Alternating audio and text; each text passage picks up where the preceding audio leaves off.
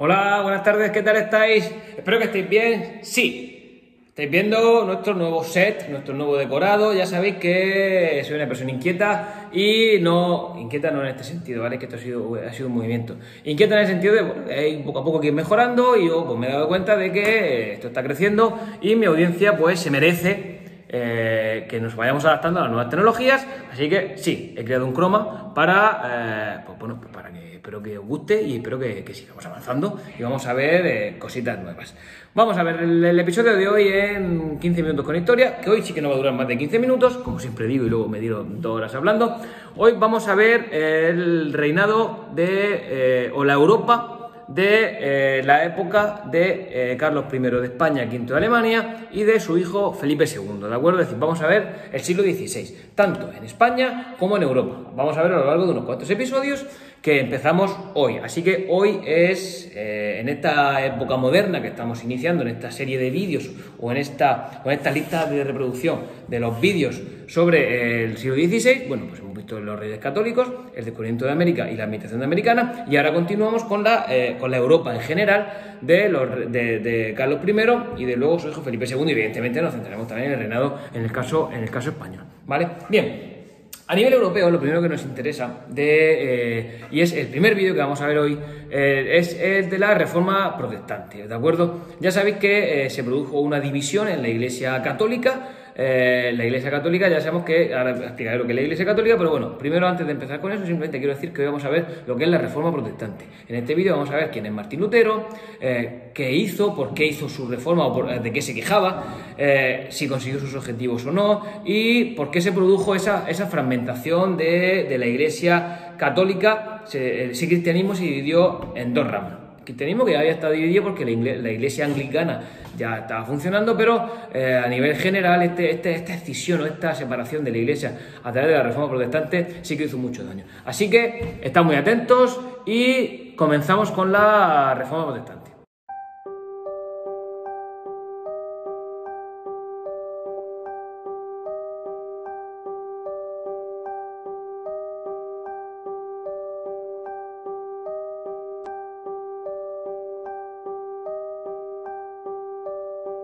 Bueno, si habéis visto, espero que lo hayáis visto bien. Sí, también he cambiado un poco la introducción a los episodios, sí, también la he perfeccionado. He estado unos días sin emitir porque hemos estado con una serie de pruebas técnicas, hemos llegado a buen puerto y ahora pues, seguimos con nuestro trabajo de una forma pues todavía mucho más visual y me mola.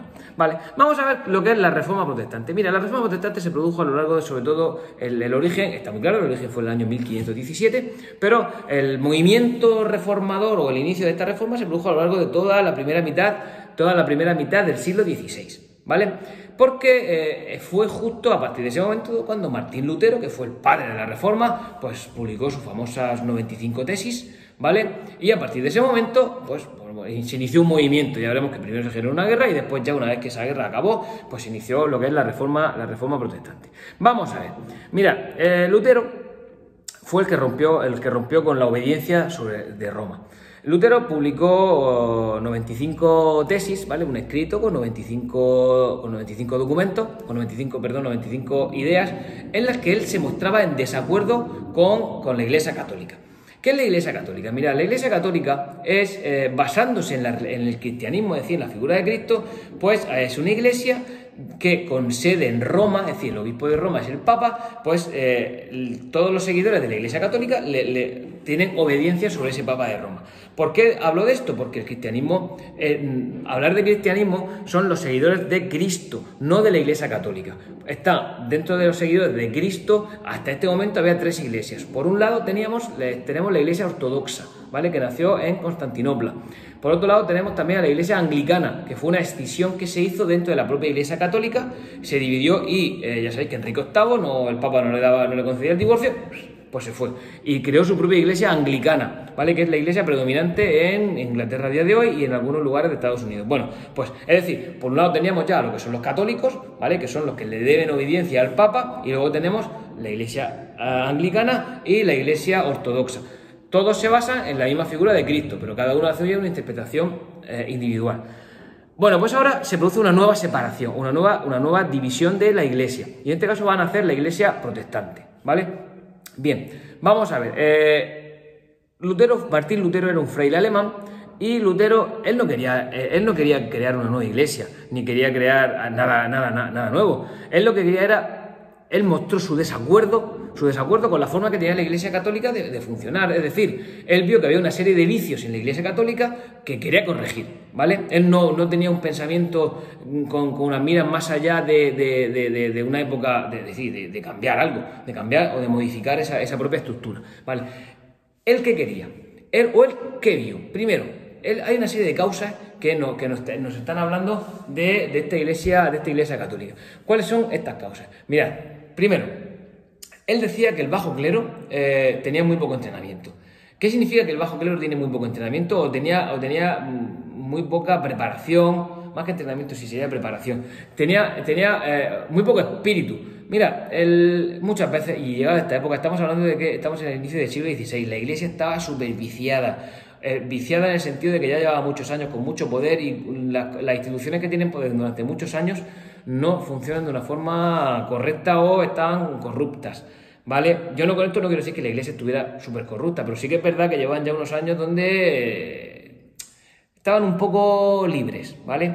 Entonces, mira, el bajo clero, el problema que tenía era que mucha gente se metía al bajo clero para comer, porque era una profesión. Ya mucha gente no lo vio como una devoción, sino que ya lo veían como hay que comer, hay que trabajar, lo veían como un trabajo. Es decir, se metían ahí, ya no es que tuvieran más o menos fe, pero realmente ellos se metían ahí porque, oye, mira, querían comer, querían tener una especie de trabajo, ¿vale? Bien, en segundo lugar, el alto clero ya sabéis que el alto clero se compone de los hijos de nobles que pues no tienen un cargo nobiliario o no han recibido la herencia de sus padres y bueno, pues buscan cobijo en la Iglesia Católica y se meten dentro del alto clero. Bueno, pues este alto clero, no hacían vida de clero, no seguían con la doctrina de la Iglesia, hacían lo que querían, incluso estaban permitidos los matrimonios. Bueno, un disloque. Pertenecían al clero, pero realmente hacían lo que querían. Por lo tanto, pues evidentemente, pues no estaba bien visto por otros fieles de la iglesia que sí que eran fieles seguidores convencidos, ¿de acuerdo? Otro motivo que llevó a Martín Lutero a quejarse era la riqueza de la iglesia. Mira, la iglesia tenía muchísimo lujo, tenía muchísima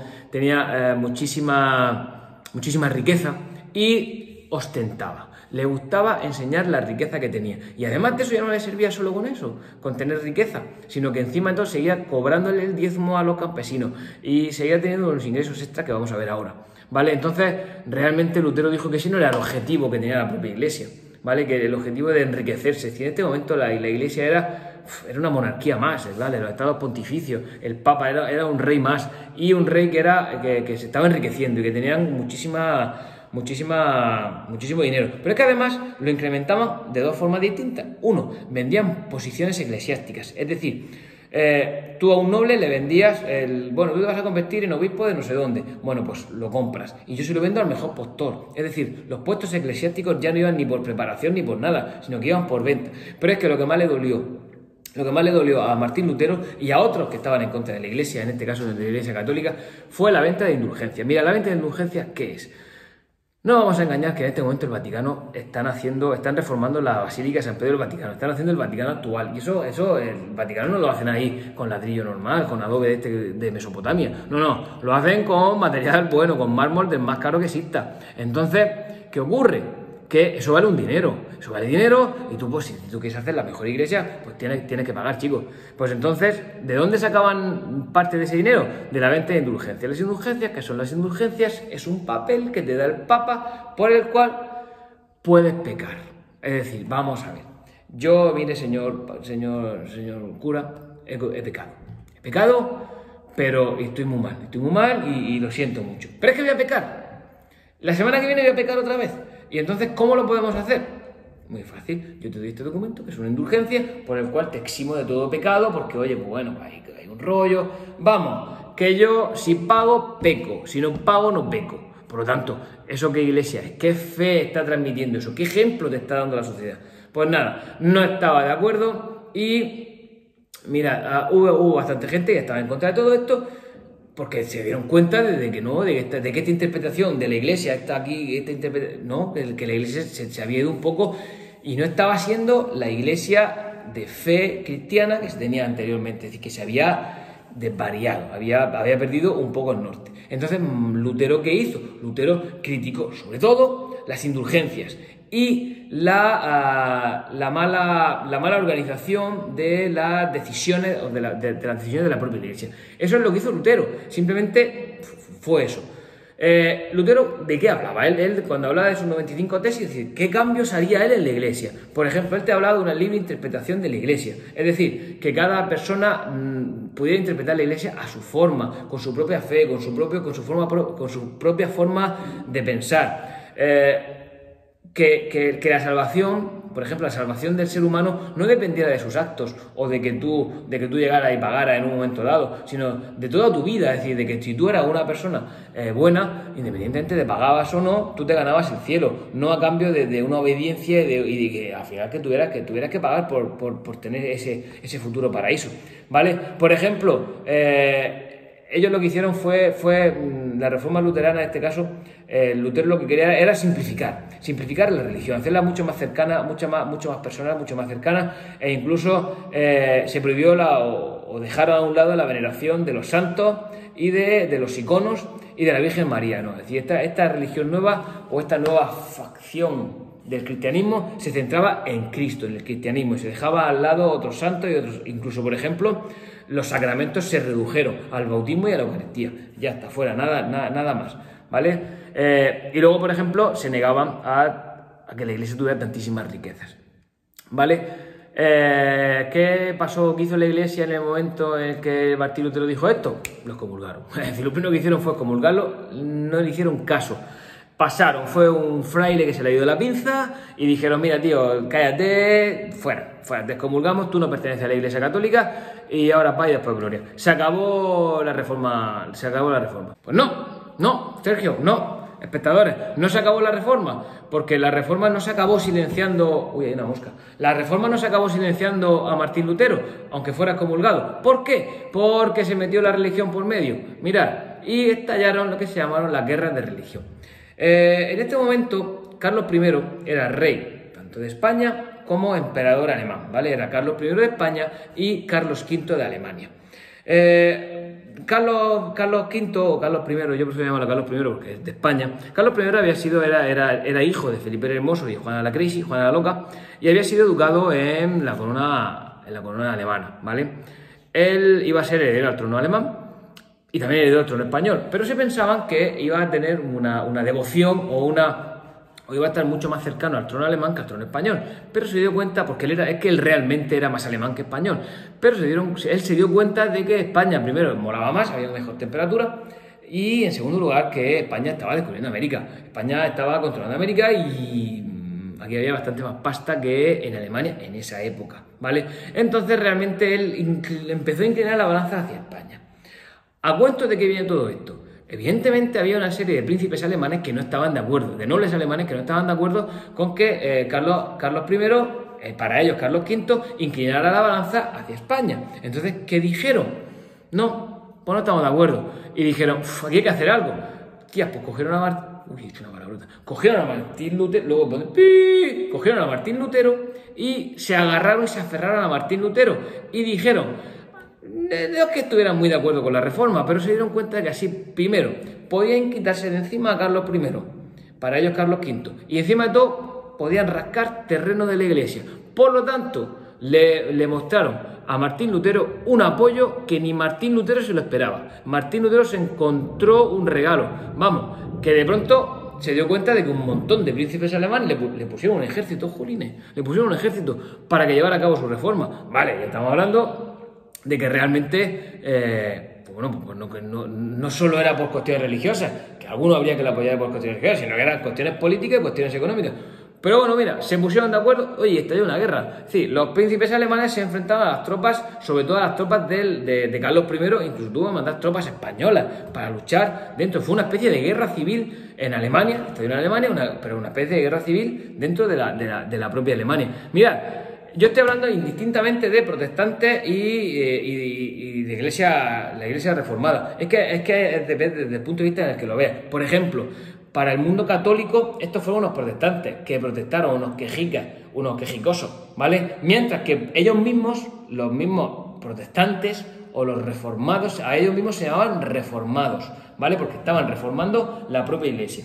Bueno, no quiero extenderme mucho más. Con esto simplemente os cuento un resumen de cómo acabó la guerra. La guerra acabó con la paz de Apurgo del año 1555, por el cual se permitía la libertad religiosa dentro del Imperio Alemán, ¿vale? A los príncipes alemanes se les permitía la libertad religiosa, que ellos eligieran si iban a ser católicos o iban a ser protestantes, ¿de acuerdo? Bien.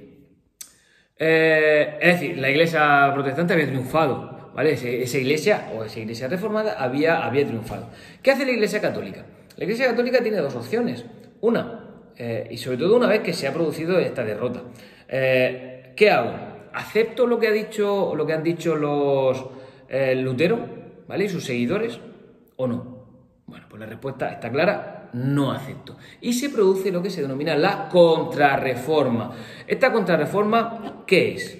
Pues esta contrarreforma es el movimiento contrario que hace la Iglesia Católica. La Iglesia Católica convoca el Concilio de Trento en el año 1545, que dura hasta el año 1563. No está reunido siempre, ¿vale? Pero durante todo el proceso se toman las decisiones. ¿Y ahí qué hablan? Pues ahí lo que tienen que hacer es: vamos a reorganizarnos. Es decir, el luteranismo para la Iglesia Católica supuso un golpe porque se perdieron muchos cristianos, muchos fieles de la Iglesia Católica dejaron de ser fieles y se fueron a la Iglesia protestante.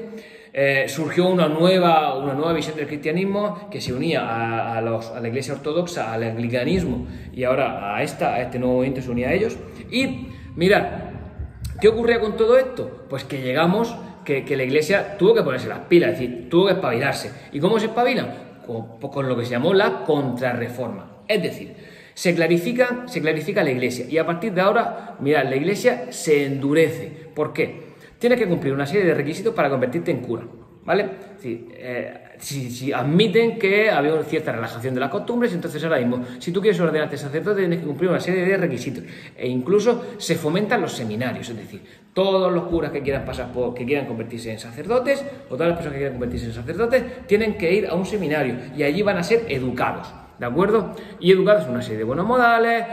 Se confirman la existencia de los 7 sacramentos. Recordamos que os he dicho que el luteranismo los reduce a 2, bueno, ellos no. Se reconoce la autoridad del Papa como máximo exponente del cristianismo.